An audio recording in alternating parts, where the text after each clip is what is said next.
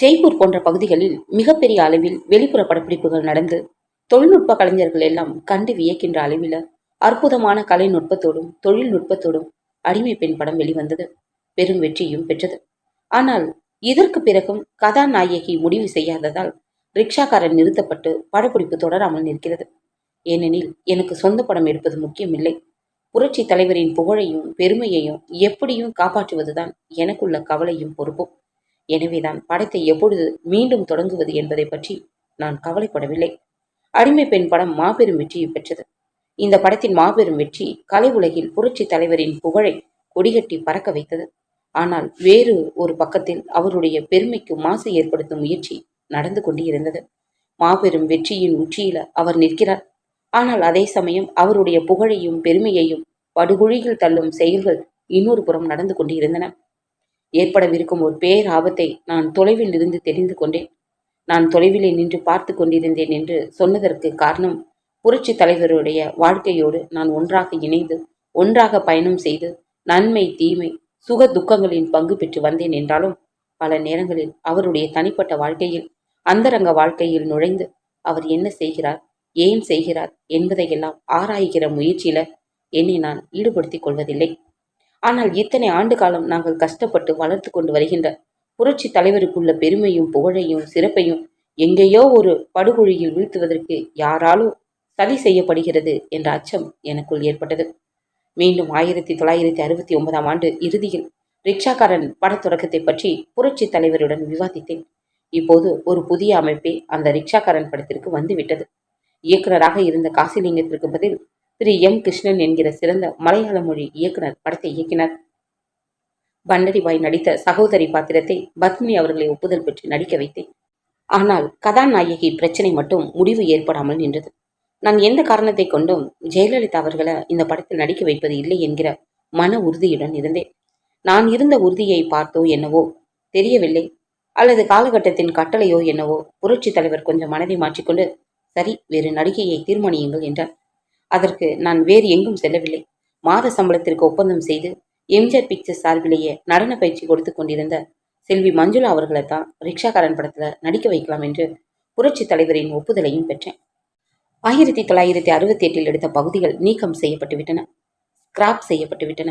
ஒரு புதிய அமைப்போடு புது கதையோடு 69ஆம் ஆண்டு இறுதியில் மீண்டும் தொடங்கி படம் ஏறத்தாழ 3000 அடிகளுக்கு மேல் வளர்ந்து விட்டது.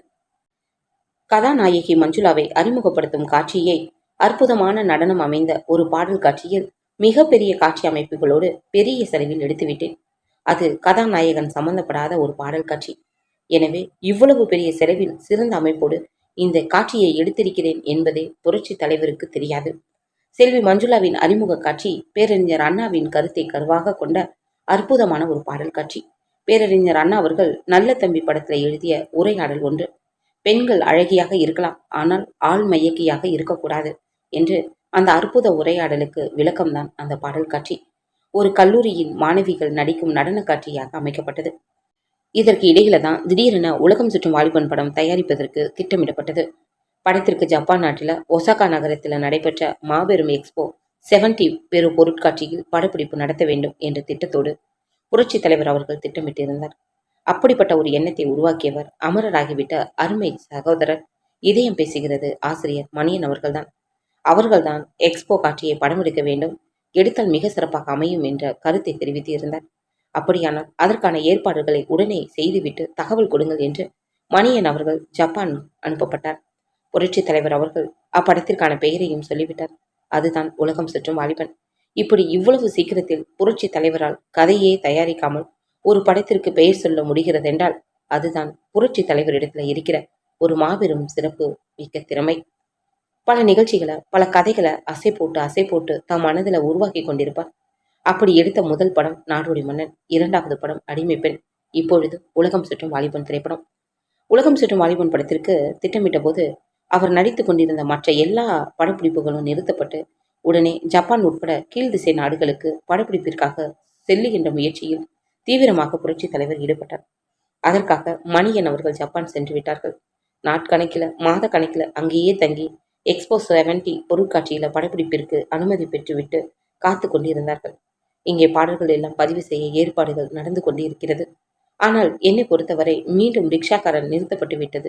அது மட்டுமல்ல, உலகம் சுற்றும் வாலிபன் படத்திற்கும் பெண் நடிகைகள் யார் யாரை அழைத்து செல்வது என்ற பிரச்சனை எழுந்துவிட்டது. இது பற்றி எம்ஜிஆர் அவர்கள் என்னிடத்தில் விவாதிக்கவில்லை. ஏனென்றால் நான் எம்ஜிஆர் பிக்சர்ஸில் இருந்து மாதம் ரூபாய் 500 சம்பளம் வாங்கி கொண்டிருந்தேனே தவிர அன்றாட நிர்வாகத்தில் தலையிடுவதை நிறுத்தி ஆண்டுகள் பல ஆகிவிட்டன. அவசியம் ஏற்படுகின்ற பொழுது நானாகவே பணிகளை ஏற்று செய்வேன். ஆகவே இந்த வெளிநாட்டு பயண ஏற்பாடுகளில் ஒரு பகுதி மட்டும் என்னுடைய கவனத்திற்கு கொண்டு வரப்படுகிறது. நடிகைகள் தேர்வு என்பது என்னிடத்துல விவாதிக்கப்படுகின்ற அவசியம் இல்லாமல் ஒதுக்கப்படுகிறது. ஆனால் இந்த நேரத்துல தான் நான் 2வது முறையாக தொடங்கப்பட்ட என்னுடைய ரிக்ஷாக்காரன் படத்தின் படப்பிடிப்புகளை புரட்சி தலைவர் இல்லாத பகுதிகளை எடுத்துக்கொண்டு இருக்கிறேன். கதாநாயகி மஞ்சுளா அறிமுகப்படுத்தப்பட்டு மிகப்பெரிய பொருட்செலவில் அரங்குகள் அமைத்து பாடல் காட்சிகள் எல்லாம் எடுக்கப்பட்டு வருகின்றன. அப்பொழுது கலைஞர் அவர்கள் தொடர்பு கொண்ட மேகலா பிக்சர்ஸின் எங்கள் தங்கம் படப்பிடிப்பும் நடந்து கொண்டு இருக்கிறது. அந்த படத்திலும் ஜெயலலிதா தான் கதாநாயகி. உலகம் சுற்றும் வாலிபன் படத்திற்காக வெளிநாடு செல்வதற்கு முன்பு அந்த படத்தை முடித்து விடுவதற்காக தீவிரமாக படப்பிடிப்புல புரட்சி தலைவரும் அதுல பங்கு பெறுகிற ஜெயலலிதா அவர்களும் ஈடுபட்டு இருக்கிறார்கள். ஆனால் இன்னொரு புறத்தில் செல்வி ஜெயலலிதா அவர்கள் ரிக்ஷாக்காரன் படத்துல தான் நடிக்கப் போவதாகவும் தான் நடிக்கவில்லை என்றால் ரிக்ஷாக்காரன் வெளிவராது என்றும் அழுத்தம் திருத்தமாக பலரிடத்திலே சொல்லிக் கொண்டு இருக்கிறார். அத்தோடு நிற்காது ஜெயலலிதா அவர்கள் ரிக்ஷாக்காரன் படத்துல தொடர்பு கொண்ட நடன ஆசிரியர் போன்ற மற்ற கலைஞர்கள் இடத்துல எல்லாம் அந்த படத்திற்கான காட்சி கொடுத்து வீணடிக்க வேண்டாம். அந்த படம் இனிமேல் தொடர்ந்து நடைபெறாது. அதுல மஞ்சுளா நடித்த பகுதிகள் நீக்கப்படுகிறது. நான் நடித்தால்தான் அந்த படம் வெளிவரும் என்ற ஆணவத்தோடு கூறிக்கொண்டு இருக்கிறார். இந்த நேரத்துல உலகம் சுற்றும் வாலிபன் படத்திற்காக புரட்சி தலைவர் வெளிநாடு செல்வதற்கான பயணம் பற்றிய செய்திகள் திரையுலகம் தொடர்பான பத்திரிகைகளிலும் சில செய்தித்தாள்களிலும் வெளிவந்தன. அந்த செய்திகள் தான் என்னை அதிர்ச்சி அடைய வைத்தன. மிகுந்த கவலையுற்றேன். எம்ஜிஆர் அவர்கள் ஜாலியாக நடிகையோடு உலகம் சுற்றப் போகிறார். உலகம் சுற்றும் வாலிபன் படம் எடுப்பதற்காக அவர் போகவில்லை என்ற அவதூறு செய்திகள் பரப்ப தொடங்கிவிட்டார்கள். அவதூறு என்று சொல்ல முடிந்ததை தவிர அடிப்படை அற்ற செய்தி என்று மறுக்க முடியவில்லை. ஏனெனில் திரைப்பட உலகத்துல 1 என்றால் 100 என்று பரப்புகின்ற அந்த தன்மையை ஒட்டியும், நெருப்பில்லாமல் புகையாது என்ற அந்த பழமொழியை ஒட்டியும் ஏதோ சிறிதளவு உண்மை இருக்கிறது என்று பிறர் எண்ணுகிற வகையில் எல்லோரும் நம்பும்படியாக அந்த செய்திகள் பத்திரிகையில் வெளியிடப்பட்டன. வெளியிடப்பட்டன என்பதை விட சிலரால் திட்டமிடப்பட்டு வெளியிட ஏற்பாடு செய்யப்பட்டது என்பதுதான் உண்மை. அது யாரால் ஏன் வெளியிட ஏற்பாடு செய்யப்பட்டது என்பது அநேகமாக உங்களுக்கு புரியும் என நம்பி பெயரை இப்பொழுது வெளியிடாமல் விட்டு விடுகிறேன். ஏனெனில் இதை குறித்து புரட்சி தலைவரிடத்திலே நேரில் வாதம் செய்ய வேண்டிய நெருக்கடி ஏற்பட்ட போது கடுமையாக வாதிட்டிருக்கிறேன். அந்த பகுதியை சொல்ல போகிற போது பெயரும் வந்துவிடும். எனவே அந்த செய்தியை என்னை பதட்டமடைய வைத்தது, ஆத்திரமும் அடைய வைத்தது. உலகம் சுற்றும் வாலிபன் படப்பிடிப்பிற்காக அல்ல, உலகத்தை சுற்றுவதற்காக வெளிநாடு செல்கிறார்கள் என்ற செய்தியை பார்த்தவுடன் நெருப்பு பற்றி கொண்டு விட்டது. அதை அனைத்தே தீர வேண்டும் என்ற முடிவுக்கு நான் வந்தேன்.